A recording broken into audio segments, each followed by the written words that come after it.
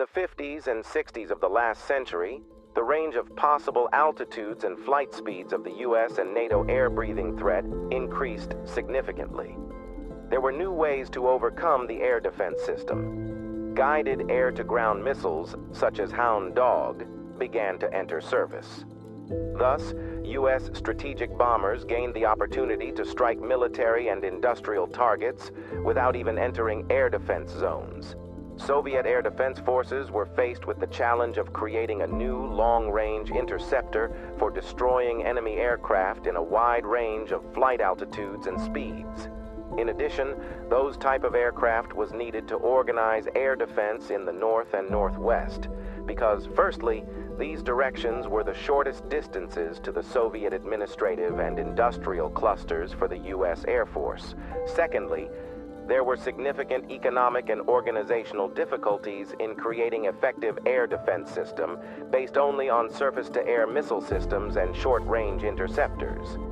Mikoyan's Experimental Design Bureau had started preliminary design work for the new long-range interceptor as early as 1958, when the Ye-150 short-range interceptor prototypes series was under development and testing.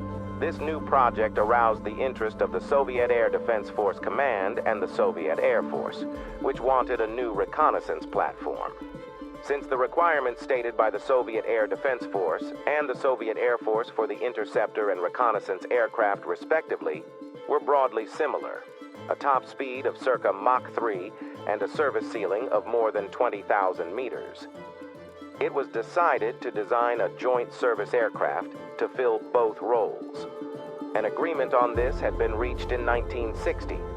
In February 1961, the Communist Party of the Soviet Union Central Committee issued a joint directive with the Soviet Council of Ministers, tasking the Mikoyan Experimental Design Bureau with developing the high-speed, high-altitude aircraft called Ye-155, future MiG-25.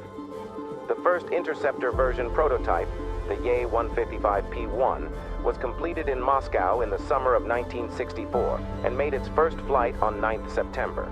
After a long testing period, in 1971, the interceptor entered production as the MiG-25P, which earned NATO's reporting name, Foxbat A. The Foxbat family includes lots of aircraft. There are a range of prototypes, reconnaissance, strike versions, and interceptors. But in this video, it will be only described the design features of MiG-25P, also called Izdelie 84. However, some information from this video is also relevant to other Foxbat versions. During the Advanced Development Project stage, stainless steel was chosen as the principal structural material of aircraft to achieve high flight speed and altitude. Up to 80% of the airframe's structural weight is different grades of stainless steel. Titanium alloys make up about 8% of the structural weight. Those alloys were used in the area of the engine bays. Another 11% was accounted for heat-resistant grades of duralumin used for non-stressed airframe parts. The main structural materials are VNS2, VNS5, EI-878, SN3, EI-703, and VL1 grades of high-strength stainless steel, D19T aluminum alloy, and OT41 heat-resistant titanium alloy. The fuselage structure is mostly assembled by automatic and semi-automatic contact welding and arc welding. The total length of the fuselage is about 19.5 meters. Maximum fuselage cross-section area is 5.54 square meters. The fuselage is monocoque stressed skin construction with 57 frames, 14 of which, some sources say 15, are principal load-bearing frames, plus supplementary lower longerons and beams. The fuselage is composed of various panels and can be divided into 6 parts: forward fuselage, bay aft of cockpit, air intake trunks, integral fuel tank, aft fuselage and tail cone. The fuselage houses a hydraulically retractable tricycle-type landing gear. All 3 units retract forward, the main wheels stowing beside the engine's inlet ducts. All 3 units have levered suspension and oleo-pneumatic shock absorbers. The wheel track is 3.85 meters and the wheelbase is 5.144 meters. The designers opted trapezoidal wings with a straight trailing edge. The wings utilized the Tsagi P-44M airfoil section at the roots, with a relative thickness of 3.7%, and the Tsagi P-101M section at the tips, with a thickness-chord ratio of 4.76%. The root chord is 6.943 meters, the tip chord is 2.237 meters, mean aerodynamic chord is 4.992 meters. Those wings were found to have an adequate lift-drag ratio at speeds between Mach 2 and Mach 3. The greater part of the wing's trailing edge is occupied by flaps and ailerons, with fixed portions outboard of the latter. There are no leading-edge devices. The wings are of 3-spar construction and are made largely of welded VNS-2, VNS-5 steel, and OT-41 titanium sheet. The main longitudinal structural elements are the front, middle, and rear spars, and the front and rear stringers. The leading edge and wing torsion box ribs are punched from the VNS-4 sheet. Each wing panel has 4 attachments for 2 weapons pylons, with reinforcement plates made of 30 Ka GSNA grade steel. Special deflectors are installed on the leading edge of the wing to keep water from seeping into the pylons. The upper surface of each wing has a single boundary layer fence in line with the inboard hardpoint, riveted and welded from the D-19T sheet, and a shallow fairing above each hardpoint. The wingtips are welded and riveted structures fitted with anti-flutter weights, radar warning receiver aerials, and static discharge wicks. The wing fuselage fairing is a riveted structure with subframes and skin panels made of D-19T. It is detachable and held by bolts with self-locking nuts. The horizontal tail consists of cantilever slab stabilizers, which are deflected together for pitch control and differentially for roll control. The leading edge sweepback is 50.36 degrees, the aspect ratio is 3.1, and the taper is 2.96. The span is 8.74 meters, though some sources state 8.8 meters. The area is 9.81 square meters. The stabilators are carried on longitudinal beams in the aft fuselage. The vertical tail comprises twin fins with one-piece inset rudders. The tails have a basically trapezoidal planform with raked tips. Leading edge sweepback 50.36 degrees, trailing edge sweepback 4.3 degrees, aspect ratio 0.996, taper 4.66. The fins are canted 8 degrees outboard. The vertical tails have an airfoil thickness chord ratio ranging from 4 to 4.5%. The fins are 3-spar structures featuring spars, stringers, and ribs of VNS-5 steel and AK-4 duralumin and skins of D-19AT duralumin. Each fin is 3.05 meters tall and 4.76 meters long measured at the base, with 3.22 meters mean aerodynamic chord. Total vertical tail area is 16.0 square meters. The fins have structural differences. The port fin has a dielectric leading edge blended with a large dielectric fin cap, both of which house navigation and communications antennas, while the starboard one has a metal leading edgy and 2 small dielectric inserts at the tip. The fins are attached to 4 fuselage frames. The rudders have skins riveted to ribs and stringers. They move on 3 hinges and have bell cranks at the bottom for push-pull rod connection. The total rudder area is 2.12 square meters. Maximum rudder deflection is 25 degrees. 2 ventral fins of trapezoidal planform with riveted skins and ribs are located symmetrically under the aft fuselage. The lower forward portion of each fin is dielectric and can be folded sideways for maintenance access. Normally, it is attached to the aft portion by bolts. The aft portion is attached to the fuselage frames by 2 bolts. The port ventral fin incorporates a brake parachute deployment sensor actuated by impact on touchdown. Each ventral fin is 3.6 meters long. The total area is 3.55 square meters. To improve maneuverability, The aircraft is equipped with hydraulically controlled air brakes. The upper air brake has an area of 1.3 square meters and a maximum deflection of 45 degrees. The lower air brake has an area of 1 square meters and a maximum deflection of 43.5 degrees. 2 cruciform brake parachutes with a total area of 50 square meters are used to shorten the landing run. They are stowed in an upward hinged housing at the aft extremity of the fuselage spine, above and between the engine nozzles. The brake parachutes are deployed automatically on touchdown, triggered by a sensor in the port ventral fin. MiG-25P is powered by 2 Tumansky R-15B 300 axial flow afterburning turbojets, rated at 7,500 kilogram forces dry or 11,200 kilograms forces in full afterburner. The engine length is 6,655 millimeters. Maximum diameter is 1,610 millimeters. The dry weight is 2,700 kilograms. Each engine has a separate electronic control system and fire extinguishing system. 2 throttle control levers control the engines. Each engine may be controlled separately. The R-15B 300 is a single-shaft turbojet with a 5-stage compressor, a can-annular combustion chamber, a single-stage turbine, an afterburner, and a variable axisymmetrical ejector nozzle. The 5-stage compressor design eliminates the need for complex additional equipment to ensure stable engine operation. There is only interstage air bleed tape after the 3rd stage, which is used to prevent compressor stall during engine start and operation at 75% when the landing gear is extended. One of the R-15B 300 engine features is a relatively low compression ratio, equal to 4.75 in the compressor.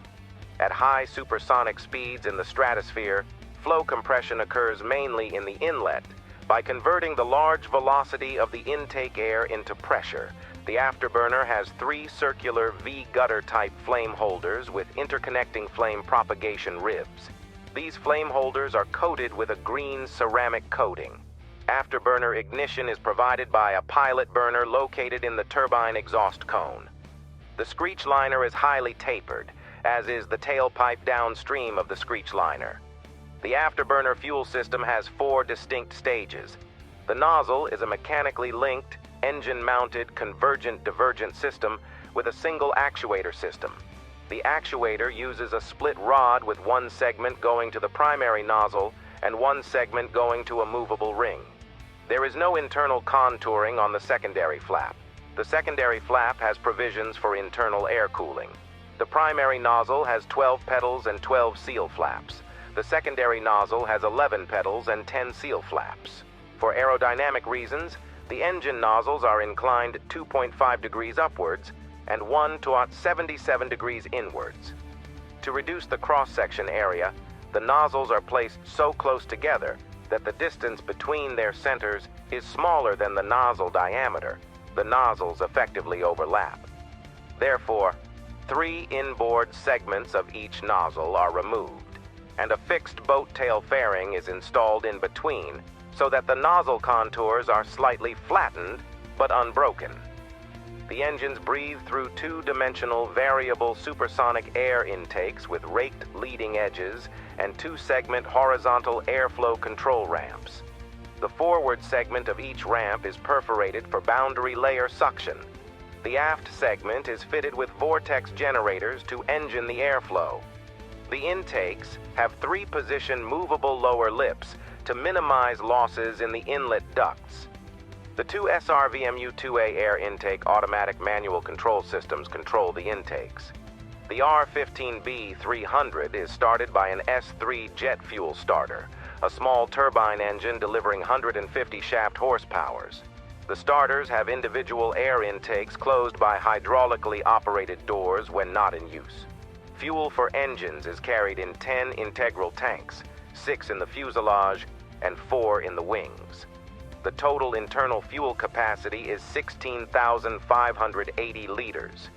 In order to solve the problems associated with the strong kinetic heating, it was decided to use the special T6 jet fuel with a high boiling point, which would be nitrogenated before refueling, giving off gaseous nitrogen in flight, and pressurize the fuel tanks with nitrogen at supersonic speeds to reduce the danger of explosion. The MiG-25 has two independent hydraulic systems. The general system powers one chamber of each twin-chamber actuator, controlling the stabilators, BU-170, ailerons, BU-170E, and rudders, BU-190. It is responsible for landing gear, flap, air brake operation, and wheel braking. The systems use grade 7 to 50S3 silicone-based hydraulic fluid. The general and control actuator feed systems have a capacity of 53 liters and 30 liters of fluid, respectively. Nominal pressure is 180-210 kilograms per square centimeter. For added reliability, each system features two pumps driven by different engines. This makes sure that both systems stay operational in the event of an engine failure. The pneumatic system of MiG-25 includes three subsystems. The main system pressurizes the cockpit and controls the wheel brakes, canopy de-icing, fuel dump lines, generator cooling vents, automatic and manual brake parachute deployment, and engine starter air intake opening. It also controls nitrogen pressurization of the fuel tanks. The emergency system is responsible for emergency landing gear extension and adjusting the intake ramps for landing. The third system pressurizes the avionics bays and radar cooling water tank. Compressed air for all three systems is stored in bottles. 14 liters in the main system, 10 liters in the emergency system, and 2 liters in the avionics bay pressurization system. The onboard air conditioning system maintains the required air pressure and temperature in the cockpit and avionics bays. The system uses air bled from the engine compressors at about 400 degrees Celsius and 1.1 kilograms per square centimeter, supplied at a rate of about 800 kilograms per hour.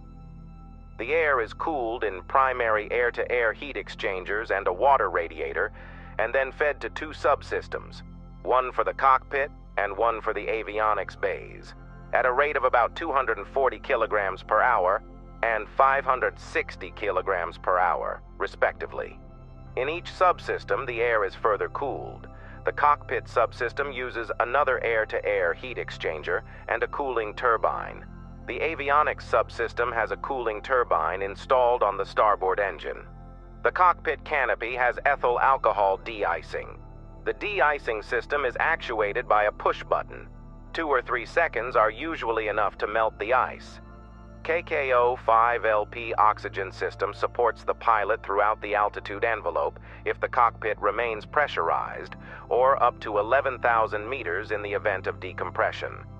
During ejection, the system automatically switches to the KP-27M portable breathing apparatus with an adequate oxygen supply to last the pilot all the way down. The pilot's flight gear includes a GSH-6 full-face pressure helmet for high-altitude operations, or a ZSH-5 or ZSH-7 flying helmet for lower altitudes, a VKK-6M pressure suit, or a VK-3 ventilated flight suit. For overwater operations, a VMSK-4 or VMSK-2M maritime high-altitude rescue suit, an ASP-74 life belt or ASZH-58 life jacket, and a pair of gloves is provided.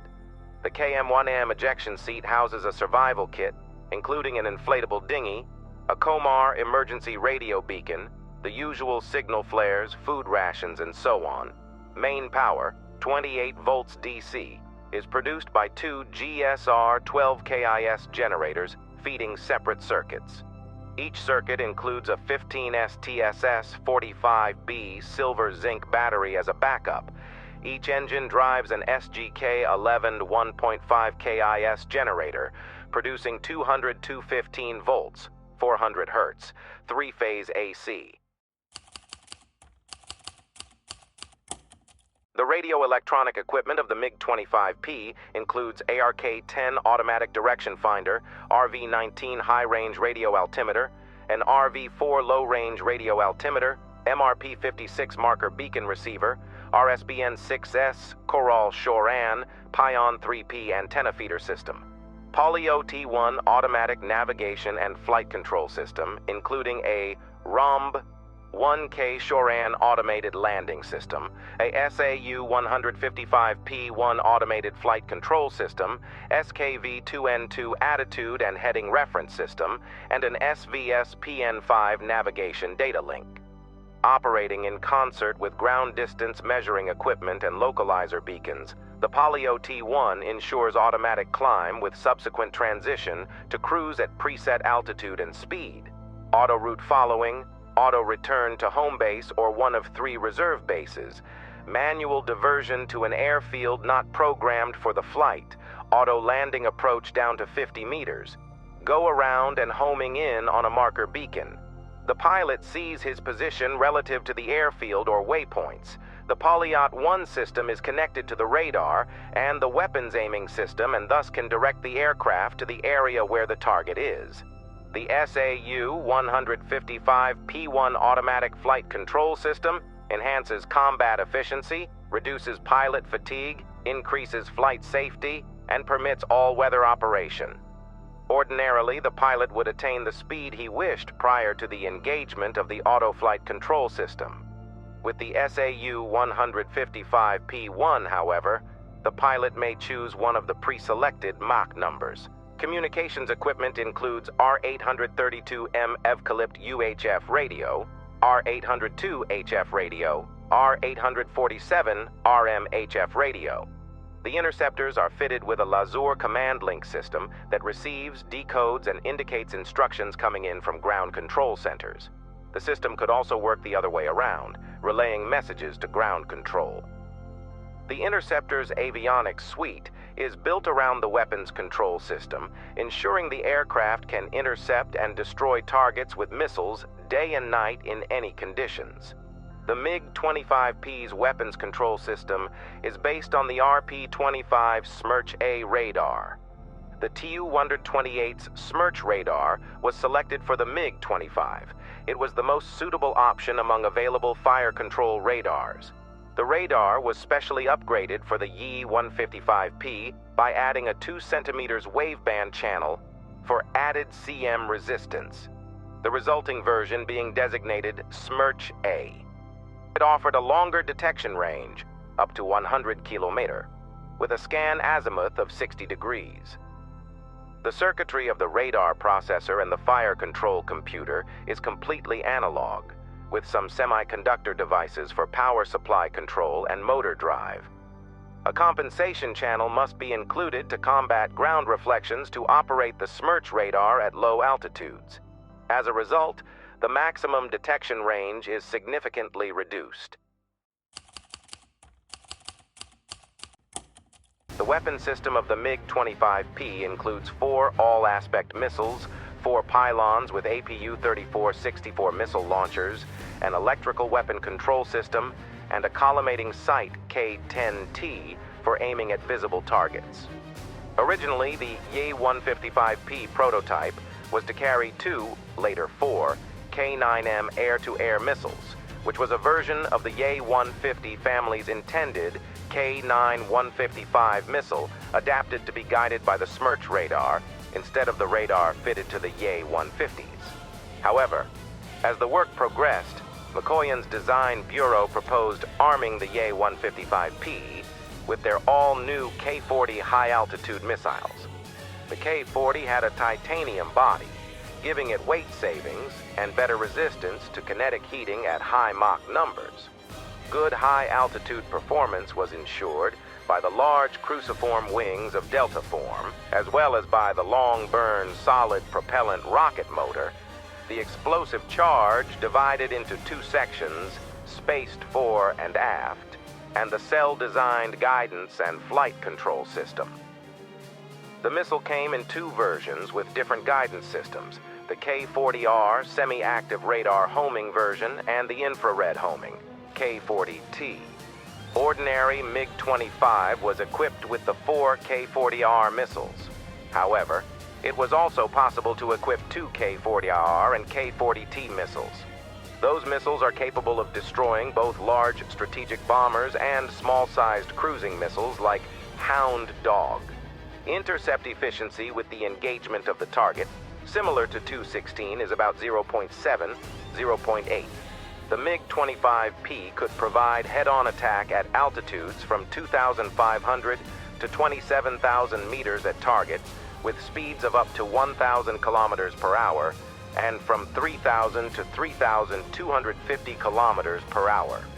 The rear hemisphere attack was possible at altitudes from 800 to 27,000 meters and target speeds from 800 to 2,300 kilometers per hour, depending of the flight altitude. That's all. Thanks for watching. I hope you've enjoyed this video. See you next time.